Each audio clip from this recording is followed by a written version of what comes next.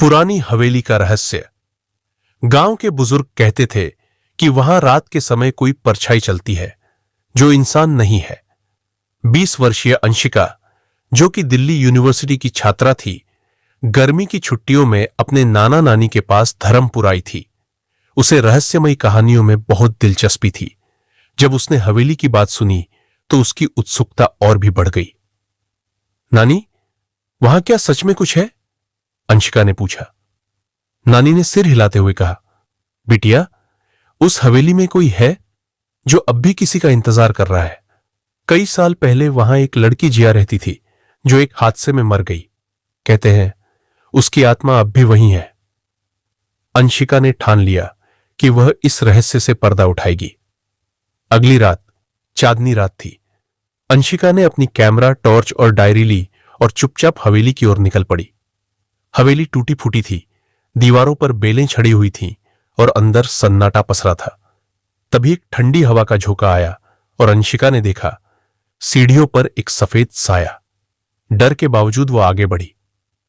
कौन है वहां? उसने कांपती आवाज में पूछा। कोई उत्तर नहीं आया, लेकिन दीवार पर एक पुराना चित्र टंगा था, एक लड़की का। वह बिल्कुल अंशिका जैसी दिखती थी। नीचे लिखा था, जिया 1947। अचानक अंशिका की टॉर्च बंद हो गई और एक धीमी सी आवाज सुनाई दी, तुम आ गई।